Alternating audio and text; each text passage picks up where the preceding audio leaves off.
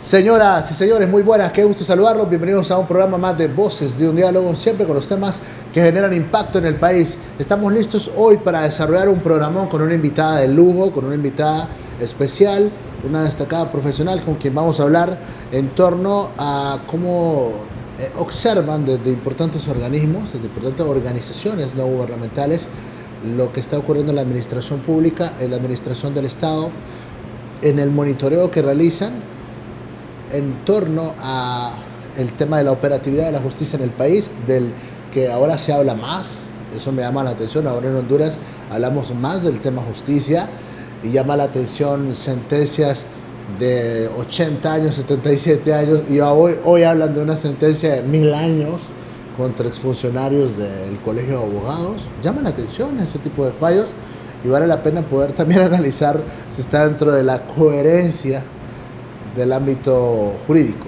Y vamos a hablar también de política, vamos a hablar de este proceso histórico en el Congreso Nacional para elegir personas en cargos de organismos electorales, como lo monitorean desde sociedad civil. Queremos darle la bienvenida a la abogada Melissa Elvir de la Fundación Democracia Sin Fronteras. Qué gusto tenerla acá en el programa. Muchísimas gracias por la invitación a ti, más bien, tenga a toda su audiencia, pues muy buen día en realidad. Un placer estar aquí con ustedes. Muy bien, y vamos a entrar en materia. ¿Y cuáles son las últimas de la Fundación Democracia Sin Fronteras, que se ha distinguido desde hace un buen tiempo por ese monitoreo muy objetivo de lo que ocurre acá en el ámbito de la administración del Estado? Bueno, la Fundación Democracia Sin Fronteras, en efecto, es una organización sin ánimos de lucro, es una organización no gubernamental de desarrollo que tiene dos temas principales. Uno, el tema de transparencia y de acceso a la información pública, donde está nuestro proyecto permanente con financiamiento sin él sobre el monitoreo legislativo, ¿verdad? De la veeduría ciudadana al poder legislativo, donde año con año entonces presentamos resultados numéricos sobre los proyectos de ley y mociones presentadas por las diputadas y diputados del Congreso Nacional, pero más en un tema cuantitativo, ¿verdad? Es decir, puros números. Hemos hecho una alianza con FOSDEP generalmente con el Foro Social de la Deuda Externa y Desarrollo de Honduras, para hacer un análisis sobre temas económicos, el impacto que los proyectos de ley, en dado caso que se convierta en ley, entonces pueda generar también en la sociedad en general, y queremos seguir avanzando en ese tema y con un índice de productividad legislativa, pero poco a poco vamos avanzando precisamente por temas de financiamiento que en muchas ocasiones pues se nos ve como una barrera.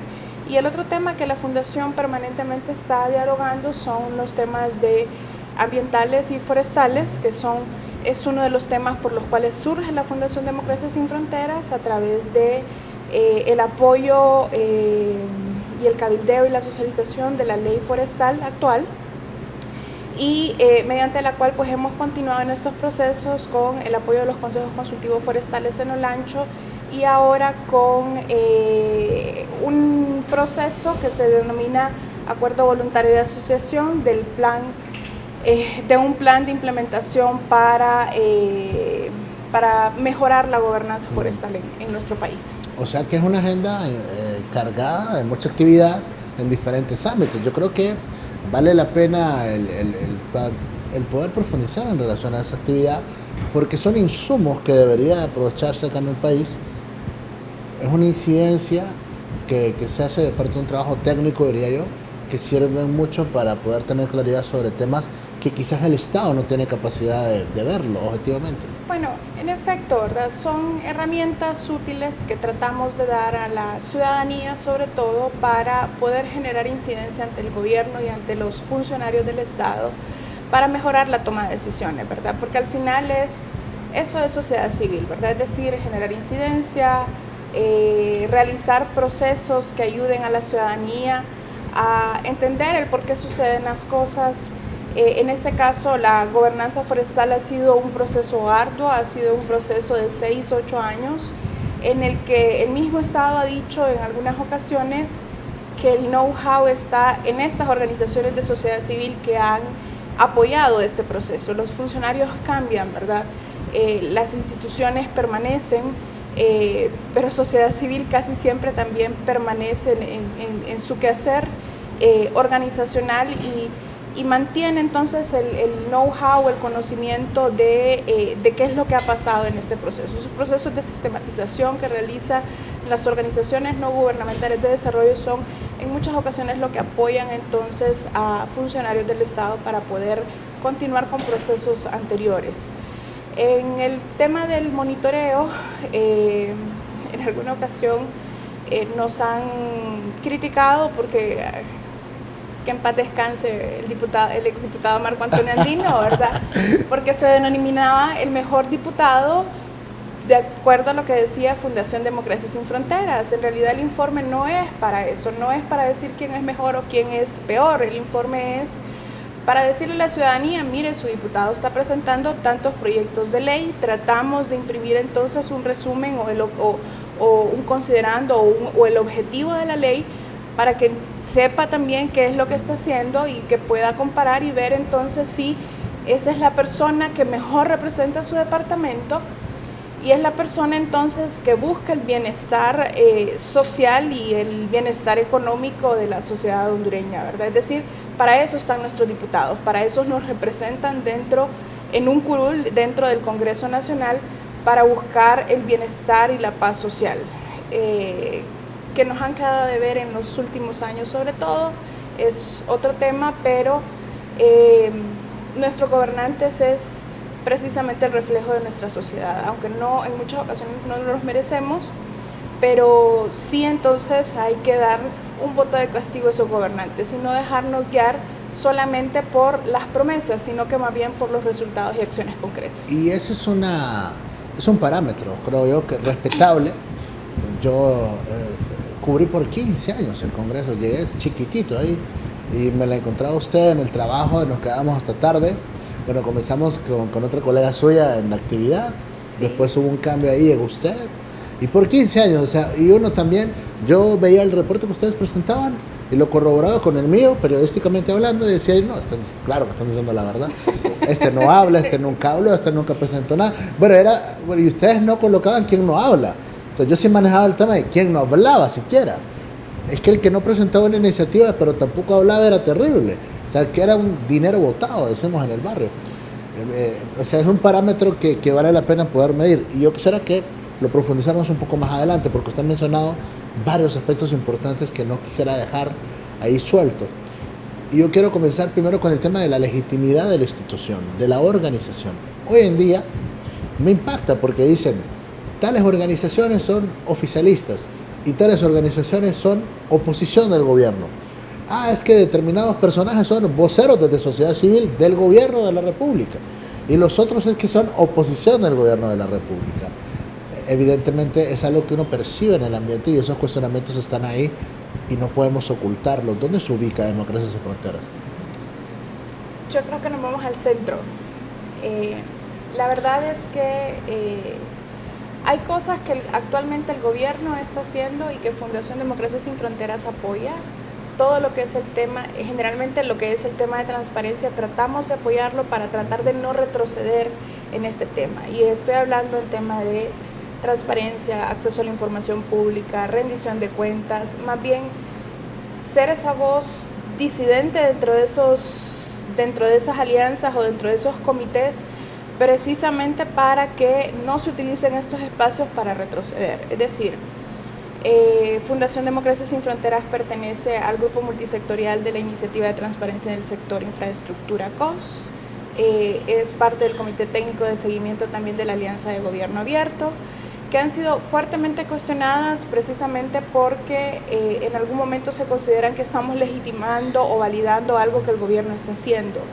Sin embargo, es precisamente herramientas de transparencia lo que se están formando dentro de estas iniciativas, se están formando procesos de rendición de cuentas, por ejemplo en COS, y se está tratando también de generar informes tipo auditorías sociales para presentar pero más técnicos, es decir, se contratan ingenieros para que vayan a las obras y vean los contratos y vean si realmente están construidas de acuerdo a la calidad que los hondureños nos merecemos, y poder sacar esa información. Y cuánto porcentaje de la información divulgada está en las herramientas como el CISOC, el SMQ, en Onducompras, y compararlo entonces con la obra en particular. ¿Qué proyectos recientemente han estado vigilando? Ahorita está, realmente no he ido a la última sesión, tengo que confesarlo, pero ahorita se está generando un informe de seguimiento de los proyectos de alianza público-privado. En esta ocasión, ¿qué tal esos proyectos? Realmente estamos en ese proceso, los investigadores están yendo hasta ahorita, hasta el área de campo, pero son proyectos que están vinculados de manera directa con Alianza. Este proyecto llámese Palmerola, llámese Empresa Nacional Portuaria. ¿El del peaje entra en ese ámbito? Fíjese que no estoy 100% segura. Repito, no fui a la última sesión y ahí es donde se toman decisiones, y en este caso vamos a tener que adaptarnos a las decisiones que tomó el grupo multisectorial, que ahí hay diferentes instituciones como el Colegio de Ingenieros, la Chico, ASJ, está EROC, por ejemplo, también, que estuvo cuestionando recientemente la carretera de Occidente, ¿verdad? Y que ha sido, en realidad esta ha sido su constante dentro del grupo multisectorial de COS, precisamente por la deuda que tenía el Estado hace 6 años en esa construcción de carreteras. Recordémonos, hace 6 años, ¿verdad? Parecía que había que manejar entre Cáter y... o sea, no eran ni hoy, alguien decía que estábamos, ya Marte se había venido para acá, o la Luna. Es correcto. Pero la percepción que tiene la gente sobre estos proyectos es que realmente no son favorables para el pueblo hondureño. Es una percepción. Y evidentemente cuando se habla de que diversos organismos integran estas comisiones de vigilancia, que monitorean que se estén cumpliendo todos los requisitos, es una enorme responsabilidad porque son proyectos que son impopulares. Mira, ahí dejaron una carretera también que va rumbo al progreso, inconcluso. Usted ve ese puente de la democracia, inconcluso, ya está en la estructura. Pero es un tema de negociaciones, ¿verdad? Y es algo que sí se ha dicho del gobierno y se ha dicho en los informes de seguimiento. ASJ también lo dijo en un evento que realizó con tema de alianzas públicos privados. EROC también ha dicho entonces que hay inconsistencias también en las construcciones, que inclusive hasta el supervisor salió defendiendo, pero las alianzas público-privadas están siendo satanizadas de forma general, ¿verdad? Y no lo hablo solamente en Honduras, sino que a nivel mundial. Y lo que pasa es que en los países de primer mundo existe la capacidad privada para invertir y existe la capacidad del público para invertir. Aquí existe mayor capacidad en privado que en el público, pero da la casualidad entonces que el público invierte más que el privado, ¿verdad? Entonces es ahí donde lógicamente nos quejamos todos por un proceso de mala negociación, un proceso con estudios de factibilidad que no entonces están lo más adecuados no solamente a la zona, sino que al contexto económico, social y político de país. Modelos financieros que no conocemos precisamente por el tema del secreto o la competencia leal, pero que de una u otra forma y en alguna medida se han hecho proyectos que difícilmente se hubieran podido hacer solamente con inversión pública. Y eso tenemos que empezar a comprenderlo para empezar a vigilar mejor este tipo de proyectos. O sea, no es solamente criticar, satanizar, ir a quemar peajes, porque al final están quemando el dinero que el Estado puso. La empresa privada difícilmente va a perder. Entonces es más bien empezar a incidir con el Estado para que pueda empezar a negociar mejor estos contratos y que pueda empezar a socializarlo desde sus inicios, es decir, desde que están haciendo los estudios de factibilidad, de que están haciendo los estudios de la población, del contexto que necesita cada región entonces para poder realizar estos proyectos. No que yo digo, aquí ocupa una carretera y de repente la comunidad lo que ocupa es un hospital o es una escuela, ¿verdad? Entonces, esas son las cosas que se tienen que hablar desde el inicio, y el funcionario, el Estado, tratamos de incidir precisamente para que entienda que tenemos que escuchar a la población, pero no solamente escuchar, sino que ejecutar proyectos basados en esa voz ciudadana, no basados en mi toma de decisión personal. Pero si yo le pregunto un proyecto que me lo pueda presentar como que haya sido un éxito, una alianza público-privada que uno pueda decir qué bien. Fíjese que la gente, bueno, no voy a decir la gente, no tengo por qué hablar en nombre de la gente, por lo menos no en este momento, pero yo paso por ese peaje que está en la CA5, entonces uno ve la carretera espectacular que se pone rapidito, ya pega al norte, pero pagar 4 peajes, o sea, yo creo que es grosero. Y uno dice, está bien, si ellos hubiesen construido la carretera, está bien, porque dicen, bueno, el privado pone la carretera, recupera la inversión y mantiene excelente la carretera. Otro detalle, cuando usted va entrando a Comayagua, hay un tramo que yo juraba, abogada, que ese tramo lo iba a construir COVID y que ese tramo era parte de la negociación. Voy el otro día, hay un tráfico porque ya comenzaron las obras, y veo un gran rótulo del Banco Centroamericano de Integración Económica con millones de dólares que está prestando para que se construya ese tramo. Disculpe, yo creo que eso no puede ser. Recordemos que esa era la contraparte del gobierno de Honduras para el proyecto que se generó con fondos de la cuenta del Milenio, ¿verdad? Es decir, esa contraparte de alguna u otra forma Honduras tenía que conseguirla y se consiguió mediante un préstamo. El problema es que generalmente en alianzas públicos-privadas debe de dejarse usualmente lo que pasa, y es lo que vemos, por ejemplo, cuando usted va de Estados Unidos, hay una calle por la que se cobra y usted va mucho más rápido, tiene más disponible, está bien, porque el mantenimiento cuesta a lo largo del tiempo, es una carga para el Estado sumamente grande. Pero no hemos dejado entonces la costumbre de dejar una calle sin cobro, sino que se utilizan los 4, pública y totalmente pública, que se puede mantener, si se negociara esa alianza público-privada desde el inicio, que se puede mantener con los mismos fondos de los cuales se paga, y que hay otra entonces disponible para los ciudadanos que en ese momento no pueden pagar. Sí, no sé si me voy a entender. Sí. Es decir, tres carriles privados o concesionados, que usted paga, usted puede ir, pero un carril totalmente libre, que entonces van a ir las personas que no pueden pagar, que no están de acuerdo con la alianza público-privado, pero que de alguna u otra forma se benefician entonces de ese proceso. Hay ventajas, por ejemplo, en eso, o sea, su carro se queda, por ejemplo, entonces, y no es que quiero defenderlo, o sea, la verdad, no me voy a poner en ese aspecto, pero sí hay ciertas ventajas de estas alianzas públicos-privadas, pero que tenemos que empezar a analizarlas con ojo crítico, y no solamente es que me cobran y esto es satánico y aquí que uno se sienta en oposición y aquí es correcto. No, sino que uno sienta la satisfacción. Yo no de lo veo por porque eso. yo no viajo todos los días, pero mire una persona que vive en La Paz y que venga a trabajar aquí todos los días, o sea, y que no venga en un bus de ruta, como le decimos, en un bus urbano, sino que viene en su carro todos los días.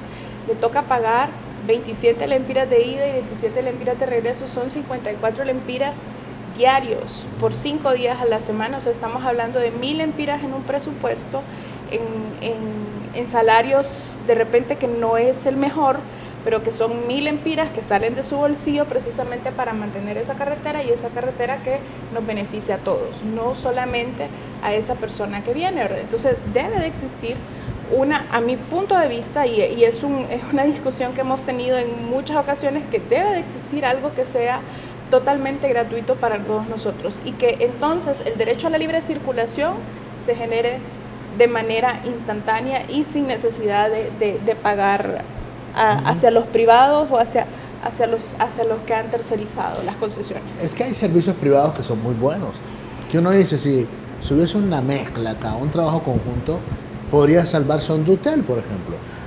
Se me viene a la mente, y no es un tema descabellado.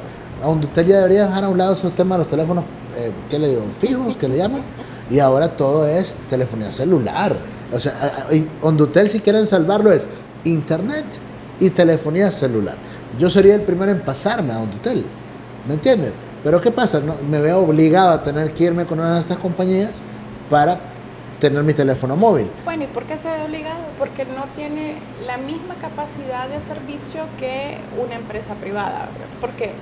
porque yo tengo que ir a comprar una tarjeta que no tengo tiempo de andar comprando. Ah. En cambio en Tigo, entonces usted en cualquier lado encuentra una recarga, o sea, va a Diunsa, encuentra una recarga, va a cualquier lado, encuentra una recarga, o puedo pagarla mediante el mismo teléfono. O sea, hay tantas opciones con las otras empresas que no me ofrece Hondutel, que entonces como yo igualo esa competencia para ponerme al día. Y siendo una empresa que le sacaron tanto dinero por mucho tiempo, No que era pudo la invertir gallinita en de los eso. huevos de oro, y que no tenga esas capacidades ahora, es complicado. O que, y a pesar que retrocedemos entonces en temas de derechos humanos y en temas de conquistas laborales, un tema de que sea como sea, absorbe mucho dinero en esas conquistas sociales y laborales, que al final es uno como ciudadano quien se ve afectado. Pero fíjese que en la balanza yo más creo que, que En una la conquista competencia. laboral es un tema de mala administración también. Mientras Hondutel, usted decía, la gallinita de los huevitos de oro, que no tenían dinero para pagarle a maestros, yo recuerdo, y era público, usted lo recordará también, era público en los 90, inicio de los Que 2000. usted tenía que hacer fila y tenía que estar en una lista de espera para que le llevaran un teléfono hasta su casa, ¿verdad? Era Y una ahora locura. usted Tenía va que pagar en 5 sobornos minutos, para que sí, le dieran para un que le dieran teléfono. la línea telefónica, Ajá. tan siquiera, ¿verdad? Y ahora usted va, le dan el teléfono, el lunes se lo instala, si usted va el viernes, el lunes se lo instalamos, no tenemos ningún problema. O sea, han mejorado su servicio, pero sigue estando, comparado con los demás, sigue estando sin poder competir al mismo nivel que las otras empresas, precisamente por tema de inversión. Muy bien, el tema ambiental. Hay un escándalo, nosotros informamos sobre el hecho de que la ATIC se fue a meter a la Secretaría de Medio Ambiente, se llama ahora, por un expediente que tiene que ver con una colonia una residencial que se está construyendo acá La Trigra. en La Tigra. O sea, y acá hay cuestiones que quizás no termino de entender, pero acá las montañas tienen dueños. Yo no sé, o sea, uno viaja por el mundo, diferentes partes, y uno ve una montaña y lo menos que piensa es que esa montaña tiene dueños. Pero acá en Honduras las montañas tienen dueños. Yo no sé por qué, pero tienen dueños. Dicen que hace 100 años los ancestros les dejaron ellos y que se declararon herederos y dueños. A mí me cuesta creer eso, pero bueno. Bajo esa premisa, todo el tiempo nosotros desde acá tenemos una vista espectacular de ahí, pero todo el tiempo hay incendio forestal en la zona. Ya hay muchos que están acusando de que es mano criminal y que lo hacen con el propósito de como ir allanando el camino para meter una residencial. El cambio de uso de suelo. El cambio de uso de suelo. Y dicen, bueno, es que este es el desarrollo de la ciudad, pero de acuerdo a cómo nos hemos indagado nosotros, estas casas van a ser para los ricos y famosos. Usted. Al final es un tema de costo-beneficio, ¿verdad? Es decir, es cierto, la ciudad se está expandiendo, se está desarrollando, pero los bosques y el manejo del bosque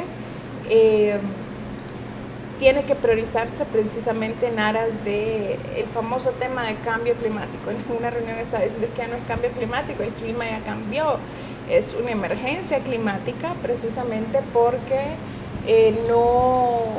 no hay una forma en la que regresemos a las épocas anteriores. Mi mamá decía, es que a mí me compraban buzos y tenis y suéteres en esta época por el frío que hacía aquí en Tegucigalpa.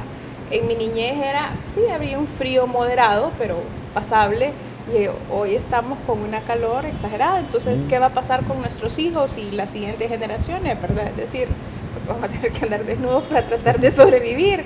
Entonces, el tema de la defensa ambiental, el tema de... no pasamos más en la parte forestal. Como Fundación Democracia Sin Fronteras realmente no tenemos demasiado acercamiento con medio ambiente, sino que hemos trabajado más con ICF, y el proyecto y el acuerdo voluntario de asociación para el mejoramiento y implementación de la gobernanza forestal en Honduras es precisamente esa complementariedad. Es decir, la Unión Europea está queriendo disminuir la tala ilegal del bosque. Una de las conclusiones es que manejarse en la legalidad es demasiado caro, ¿sí? Por todos los requisitos que hay que cumplir para el bosque. Pero a largo plazo y en tema ambiental es sumamente barato cuando lo comparamos con ese tipo de procedimientos. Entonces, al hablar del tema de mejoramiento de gobernanza forestal, es una complementación de todos para que no exista entonces venta de madera ilegal dirigida hacia la Unión Europea. Sin embargo, desde la perspectiva hondureña lo estamos viendo entonces como un proceso para mejorar esa gobernanza forestal. Es decir, que el ICF tiene ciertos indicadores, por ejemplo, como planes de manejo forestales al día, permisos de corte y talado de madera y los subproductos totalmente al día, no que tardan 2-3 meses, y es una queja entonces de la empresa privada precisamente por ese tema, y entonces le sale más barato, mire, córteme y después pago la multa, porque esperar 3 meses es demasiado oneroso para mí y prefiero pagar una multa que en muchas ocasiones es insignificante comparado con la ganancia, ¿verdad? Entonces, ese tipo de cosas es las que se está tratando de mejorar en este acuerdo voluntario de asociación o en este plan de acción para el mejoramiento de la gobernanza y el comercio legal del bosque, para verlo como un tema sostenible. Es decir, yo corto uno, pero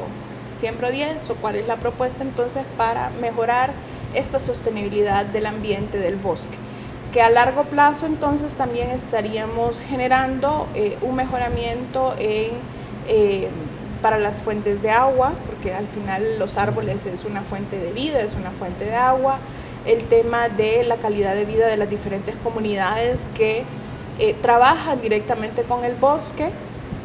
Un ejemplo es, por ejemplo, Locomampa, ¿verdad? La situación que cuando ellos vieron el gorgojo, y ellos como comunidad se organizaron y empezaron a tratar de evitar que este gorgojo se continuara o se expandiera, y fue un tema de éxito dentro de esa comunidad, y ellos siguen viviendo entonces del bosque, y no necesariamente de la madera, sino que productos de resina o productos de pino. No sé si usted ha ido ahora por La Esperanza, por ejemplo, que ahora utilizan las hojas de pino seco y empiezan a hacer para los botes, para las tazas, o sea, cosas para casa, para hogar, ¿verdad? Que entonces es parte de generar procesos, ayudas económicas para las familias dentro del mismo bosque, ¿verdad? Entonces, todo eso es lo que se está analizando, está en un proceso de preimplementación en este momento. La Unión Europea sigue apoyando este proceso. Ha sido un éxito gracias precisamente al apoyo de la Unión Europea, y esperamos entonces que cuando podamos llegar al Congreso Nacional, entonces este acuerdo pueda ratificarse. Esperamos que sea en este gobierno para no tener que volver a iniciar y explicar absolutamente todo, ¿verdad? Que se firme y que este entonces sea un acuerdo de comercio más adelante, de un comercio legal del bosque, pero que también va a evitar o mejorar el uso o la tenencia de la tierra para mejorar el tema de áreas protegidas y de áreas del bosque que deben de cuidarse aún más. Sí, porque para este proyecto de la Tigra trascendió hoy que el permiso del ICF es para que voten, o ya lo votaron seguramente, 15,000 árboles. Es impactante. Bueno, no sé. Yo realmente lo veo así en base a sentido común. Que se huelen 15,000 árboles me parece impactante. Más en este momento, cuando del gorgojo sacaron un montón y que sacaron bosque que no estaba dañado por el gorgojo también, sino que aprovecharon ahí la crisis, ¿verdad? Sí, correcto. Y se cambia el uso del suelo también, ¿verdad? Es decir, del bosque pasa a ser residencia, o del bosque pasa a ser para uso de ganadería o para hacer uso de cultivos. Entonces perdemos las fuentes de vida al final, de tema oxígeno, de tema agua como sentido directo, pero que sí a largo plazo entonces nos perjudica a todos. Muy bien, vamos a estar pendientes a ver cómo evoluciona este tema ambiental, que no debemos de descuidar. Acá sí está bien, tiene que impactarnos lo del Amazonas, pero acá también ocurren cosas terribles que hay que empezar a prevenir para evitar estas tragedias ambientales en el país. Vamos a hablar de política. Evidentemente ahora mismo el tema más importante en política es la elección de estos personajes que van a ocupar cargos en los organismos electorales, que van a tener la enorme responsabilidad de darle legitimidad, transparencia, credibilidad al próximo proceso electoral. ¿Cómo lo están monitoreando desde la Fundación Democracia Sin Fronteras? Bueno, desde la Fundación y con recursos propios en muchas ocasiones es vigilar el proceso mismo de las audiencias, ¿verdad? Es decir, queremos escuchar cuáles son las preguntas, no solamente las respuestas, sino que primeramente las preguntas que va a realizar el Congreso Nacional dirigidas hacia las personas. Esperemos que esto sea público, que lo podamos monitorear en realidad desde la oficina, no necesariamente teniendo que ir hasta el Congreso. Yo recuerdo cuando recién ingresada a la Fundación me tocaba ir ahí también y te encontraba en el Congreso Nacional, ¿verdad? Era como frustrante, impactante y casi con ganas de agarrar el micrófono y decir, puchica, pongan atención, por favor, que están discutiendo cosas importantes y ustedes están en otros temas, ¿verdad? Pero se han ido mejorando algunos temas. Desde los inicios de la Fundación era un poder del Estado totalmente cerrado, en la que a puertas cerradas se tomaban decisiones. Hoy en día podemos ver las sesiones vía televisión, vía Facebook, vía redes sociales, se puede ver entonces la sesión, aunque hay algunos cortes de vez en cuando, ¿verdad? Entonces tenemos que mejorar algunas cosas, pero ha mejorado este poder del Estado para tratar de ser un poquito más abierto. El tema de votaciones también, que ya tienen un sistema electrónico de votaciones, ya algo desfasado, porque ya lleva 6, 8 años en realidad este proceso de votación. Y el tema de estas audiencias públicas que también son transmitidas, que ya es un punto más para el Congreso Nacional, pero esperamos entonces que el actual Consejo Nacional Electoral, las elecciones de estos funcionarios también sean transmitidas. Y de ser posible que sean transmitidas en espacios abiertos, ¿verdad? Es decir, no en el Congreso Nacional, precisamente porque es un congreso cerrado, es difícil llegar a una audiencia, inclusive con invitación, porque hay que pasar todo un protocolo de seguridad. No sé si usted ha ido últimamente, hay que pasar un protocolo de seguridad. Tratan mal a los periodistas. Sumamente enorme. Yo he visto a los periodistas cómo los tienen ahí mal. Entonces, no dirá entonces a sociedad civil cómo lo tratan. Sí. O sea, una desconfianza cada vez mayor, y que me disculpen, pero el hecho de que les hayan metido panderetas, pitos, cohetes y todo lo demás no implica entonces que nos tienen que tratar a todos por igual, ¿verdad? El Congreso Nacional es un poder del pueblo, es un poder que tiene que seguir abierto y que tiene que mejorar en ese proceso de comunicación con el ciudadano. O sea, antes cualquiera entraba al Congreso Nacional, iba a tocar la puerta de la oficina de un diputado y decirle, fíjese que en tal y tal colonia pasa esto y esto y esto. O venían desde fuera y iban donde su diputado, el diputado que lo representaba a su departamento, porque tal vez no lo encontraba por allá, y iban entonces a dialogar con el diputado. Hoy en día no se puede. Si no hay una cita previa, es imposible llegar al diputado tal cual, y debemos de manejar el tema de que sigue siendo el poder del pueblo, sigue siendo el poder del Estado, en el que tiene que comunicarse con su gente, pero no solamente con la gente que vota por él, sino que con todos. Y que cualquiera entonces puede llegar, solicitar una audiencia ahí mismo con su secretaria y que le den la cita, y no necesariamente por vías formales que día a día se van perdiendo un poco. Esperamos que entonces estas audiencias sean en esos espacios abiertos, que sean preguntas que realmente entonces puedan medir su capacidad técnica, que puedan de alguna forma encontrar esa meritocracia o esa idoneidad que se requiere de estas personas, pero también la honorabilidad, ¿verdad? Es decir, la parte moral no la podemos descuidar, precisamente porque venimos de 2 procesos electorales sumamente cuestionados, y un último proceso electoral sumamente cuestionado en el tema de legitimidad. Y cuando pierde legitimidad, pierde cualquier tipo de poder los poderes del Estado y esta insurrección entonces no tiene por qué coartarla, precisamente porque se ve entonces y se siente en muchas ocasiones esa legitimidad perdida. Y entonces usted percibe que va a ser un proceso positivo, que ha sido hasta hoy positivo, el hecho de abrir audiencias públicas. Yo diría, hasta hoy ha sido positivo, hasta hoy ha tratado de ser transparente, han tratado de cuidar su imagen como Congreso Nacional para elegir los funcionarios, pero si salen las mismas personas de las que se están hablando desde los inicios, van a generar más desconfianza y más ilegitimidad en el Congreso Nacional. Pero también entonces van a generar un contexto social y político que de repente puede salirse de las manos. Es decir, lo que miraron hace 3, 4 semanas podría duplicarse, ¿verdad? Precisamente por el enojo de la ciudadanía. ¿Por qué? Porque la ciudadanía está saliendo más a las calles y está viendo un tema de represión. Y la policía está tolerando cada día menos precisamente a que esa ciudadanía salga a las calles a exigir sus derechos.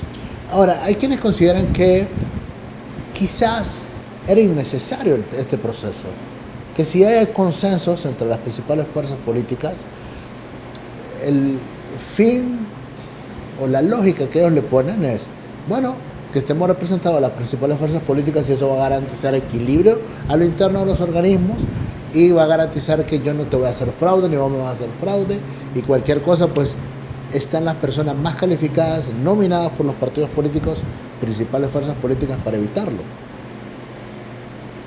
Yo sigo pensando en que deben de ser totalmente apolíticos los que guíen estas instituciones. ¿Dónde están? ¿Quiénes son?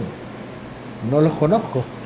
Ni yo tampoco, pero... Ni los veo nominados ahí en el más del centenar que quedaron. Precisamente porque no quieren inmiscuirse en ese padrinazgo político, ¿verdad? Existen muy buenos hondureños y muy calificados para poder ser autoridades de estas instituciones. Hay que buscarlos y con pinzas y sin pinzas los podemos encontrar. Gente que realmente pone el pecho por el país, personas que totalmente intachables en realidad para poder guiar este tipo de instituciones, pero lastimosamente no participan o se quedan en empresa privada porque no quieren estar dentro de esas fuerzas políticas que en muchas ocasiones cuando se quiere dialogar dicen voy a ver qué dice mi partido y no lo que realmente el país necesita. Y eso es algo que los partidos políticos tienen que empezar a mejorar, es decir, ver el bienestar del país antes de un partido político. No son las fuerzas partidarias las que tienen que gobernar estas instituciones, sino que son personas honorables, son personas con meritocracia y son personas que deben de mantenerse entonces totalmente objetivos para tomar decisiones. Y cuando yo voy a defender entonces los intereses de un partido político, implica que yo me voy a pelear con las otras 2, 3, 4, 5 personas y puedo generar entonces resultados de mayores crisis de las que hemos actuado. En este momento sí necesitaríamos personas que sean técnicas, personas que manejen la gestión institucional, personas que vean o analicen estos contextos políticos, ¿verdad? Para poder entonces tomar las mejores decisiones en este tipo de procesos. Y precisamente por los cambios, ¿verdad? Es decir, una preocupación de algunas organizaciones de sociedad civil, entre ellas Fundación Democracia Sin Fronteras, es que si no hay una declaratoria en las próximas elecciones del presidente, de los diputados, de los alcaldes, el Congreso puede tomar esas decisiones. Y eso entonces podría generar mayor caos, porque entonces simple y sencillamente van a decirles a las autoridades, si pertenecen al mismo partido de gobierno, van a decirle a las autoridades no declaren, que nosotros vamos a declarar aquí en el Congreso Nacional, y eso se volvería entonces un mayor caos político y social para nosotros. ¿Y tienen ustedes alguna consideración o alguna recomendación para lo que se viene con lo que es la discusión de la nueva ley electoral respecto al tema reelección, que hoy por hoy me llama la atención que materialmente existe, se está ejecutando, se está llevando a cabo, pero constitucionalmente a ver si pudiera existir o no pudiera existir? Pero materialmente ya está ejecutada. En algún momento pues empezamos a discutirlo como Fundación Democracia Sin Fronteras, junto con otras organizaciones de sociedad civil y otras personas analíticas también, y decían, no, pero es que si se genera la reelección, entonces implica que el pueblo ya legitimó esa acción y que por lo tanto entonces debe de continuar. Pero mientras no exista orden desde nuestra Carta Magna y la Carta Magna no diga que puede existir la reelección, ¿cómo puedo incorporarlo entonces en una ley secundaria como la ley electoral? Entonces, para mí ese es el análisis principal. Y aquí realmente es que entonces, por eso digo que somos una organización centro, entonces me voy a las recomendaciones de organizaciones de la oposición, que denominamos de la oposición, al final son organizaciones sociales, ¿verdad?, en la que dicen que debe de existir una nueva constituyente, debemos construir una nueva constitución a pesar de los artículos pétreos. Entonces tienen que, este nuevo Consejo Nacional Electoral, lo primero que tendría que hacer sería un plebiscito, un referéndum para preguntarle si se construye una nueva constitución y empezar entonces un poco más desde cero para levantar bases y no levantar edificios en las nubes que se nos pueden derrumbar en cualquier momento. Muy bien, pues vamos a ver qué dicen los políticos ahí en el Congreso de las personas que van a nominar. Yo lo que sé es que nadie debería gritar fraude, así como va a quedar la integración con la no representatividad de las principales fuerzas. Acá debería desarrollarse ese proceso en paz, en armonía. Todos van a ver cómo se emiten las papeletas, cómo las mandan, todas las partes, porque esa era la discusión de los últimos dos procesos, que el libre no estaba. Entonces yo creo que eso es, en teoría, así están manejando ellos la lógica. Pero que nadie no tiene es que brincar. solamente un tema de fraude, es un tema de confiabilidad de la ciudadanía de los resultados. De nada me sirve que estén las tres fuerzas integradas si al final pareciera que ellos tres van a tomar la decisión de quién será el próximo presidente, el próximo diputado, el próximo alcalde, y no generan confianza en que realmente se hicieron procesos electorales limpios y que respetan entonces la voz del ciudadano que fue a votar. Y aquí entonces queda un tema y un deber ciudadano que tenemos que ejercer entonces, de ir a votar por las personas que realmente creemos que pueden liderar nuestro país. Interesante. Vamos a cerrar esta plática con la abogada Melissa Elvir de la Fundación Democracia Sin Fronteras con un estudio que están realizando, un trabajo técnico, jurídico en la Corte Suprema de Justicia. ¿En qué consiste el mismo? Bueno, es un tema de una veeduría ciudadana más, ¿verdad? En su momento hemos pensado y se ha generado los primeros pasos para iniciar con una veeduría ciudadana hacia el Poder Judicial con énfasis en los delitos de corrupción, es decir, ver cuáles han sido los resultados del circuito anticorrupción y qué pasará entonces si no se prorroga el convenio con la Maxi, si este circuito posiblemente pudiera desaparecer o continúa, o mantiene el Poder Judicial su lucha por la corrupción y su lucha por la impunidad dentro de este poder del Estado. Al final es que es otro poder del Estado que pocas organizaciones nos hemos metido en generar procesos de veeduría ciudadana, generar procesos de auditoría, precisamente porque es complejo, porque hay que cuidar entonces un tema de datos personales muy cerrados. En una demanda de divorcio no podemos inmiscuirnos, precisamente por el respeto hacia las personas que están solicitando los servicios del Poder Judicial, o en una demanda mercantil difícilmente también, pero en un proceso de corrupción ya no estamos viendo dos partes, estamos viendo que toda la ciudadanía es afectada, ¿verdad? Y esto lo ha dicho la Maxi, el costo de la corrupción es demasiado alto.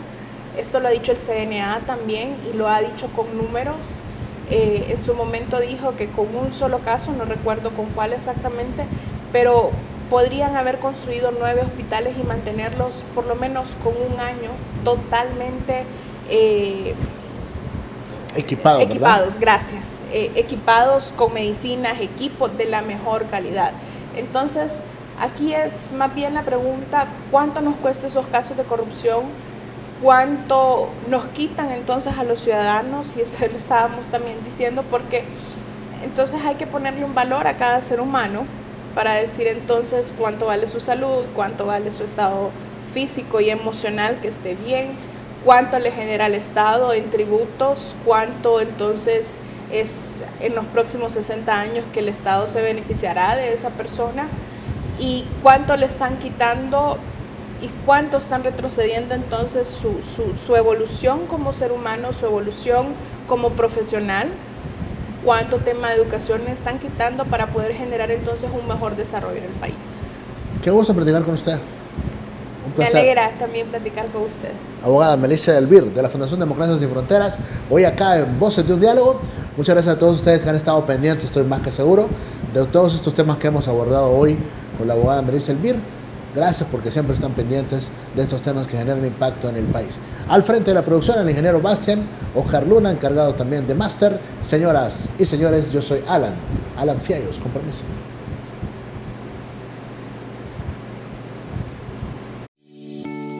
Ella es Marta, enfermera y hermana de Camila. Camila es maestra en varias instituciones. Marta y Camila cumplieron el sueño de ellas y de doña Marta, su mamá. Después de muchos años de alquilar, hicieron posible el sueño de ser dueño, con el programa masivo de vivienda más grande en la historia del país, Fuerza Vivienda. En conjunto con el sistema bancario y el sector construcción, te da la oportunidad de comprar tu casa con el aporte del bono para vivienda social que otorga el gobierno de la República. Acércate a tu banco y escoge el plan que aplica a tus ingresos. Dale a tu familia un hogar. Juntos hoy construimos el sueño de ser dueños. Fuerza Honduras. Presidencia de la República. Porque sabemos que crecer es su meta. La Cooperativa 15 de septiembre, la primera cooperativa de ahorro y crédito en Honduras, le trae el nuevo crédito 6015, un financiamiento con una tasa del 15% de interés anual, exclusivamente para usted. Llévese hasta 100,000 lempiras sin aval. 6015, una propuesta única e innovadora con soluciones para usted o su negocio. Afíliese ya. Venga a Cooperativa 15 de septiembre en todas nuestras filiales y solicite el crédito 6015. Cooperativa 15 de septiembre, 60 años impulsando sus sueños. Ahora, más noticias. Miles de personas que protestaban por la... Más cobertura periodística. Las imágenes de actualidad y el contenido periodístico de última hora. Está en un solo clic.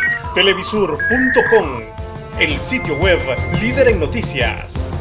Televisur.com. El Congreso Nacional inició ya el proceso de crear las reformas electorales más profundas de la historia democrática del país. El presidente Mauricio Oliva, en base a consensos con todos los sectores, presentó e impulsó la aprobación de la ley para la elección de autoridades electorales y después conformó una comisión especial con diputados de todos los partidos para el proceso de selección de 3 nuevos comisionados del Registro Nacional de las Personas, 3 magistrados del Tribunal de Justicia Electoral y 3 concejales del Consejo Nacional Electoral, con audiencias públicas que serán vistas por todos los hondureños. Congreso Nacional, abierto, plural y democrático. El AM de su radio ahora suena estéreo y en alta definición. La Catracha 1060 AM, ahora en estéreo y también en tuning. Noticias, música, deportes y las transmisiones en vivo con los sucesos de última hora. Todo en la 1060 AM. La Catracha 1060 AM. Ahora en estéreo y en tuning. Con el crédito de consumo Banrural, sí puedes materializar tus sueños. Viaja, compra tu vehículo, mejora tu vivienda, emprende, forma tu familia o estudia. Tú decides en qué utilizarlo. Hasta 500,000 lempiras sin aval, tasa preferente, hasta 60 meses para pagar. ¿Qué esperas? Materializa tus sueños con Banrural.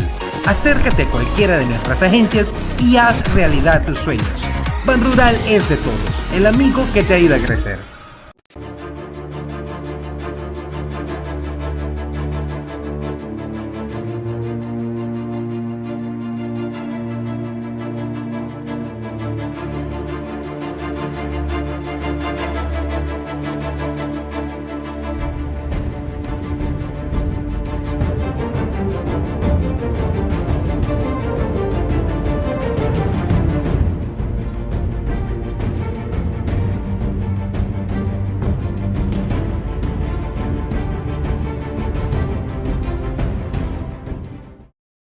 El zancudo Aedes aegypti es un enemigo peligroso al que juntos debemos derrotar, porque es el que transmite el dengue, zika y el chikungunya.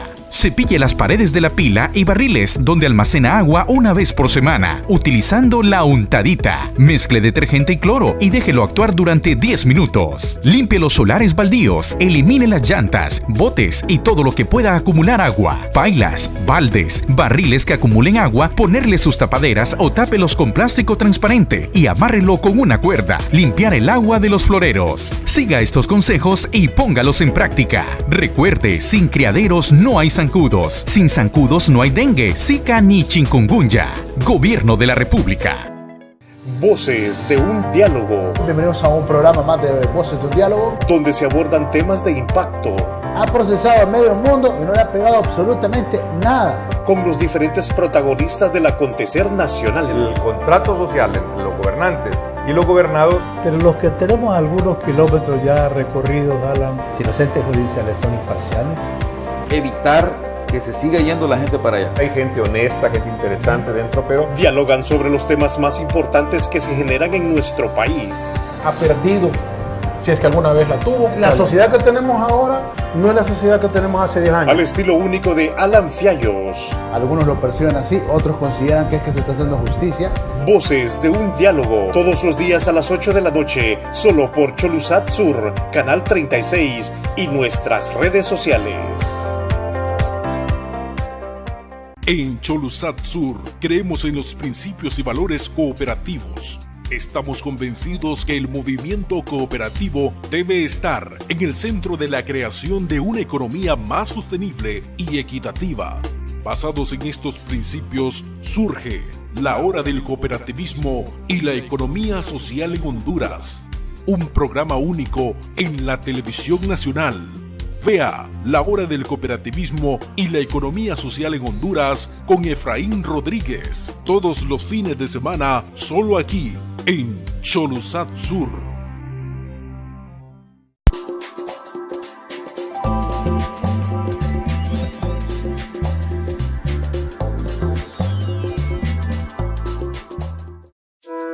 Cholusat Sur presentó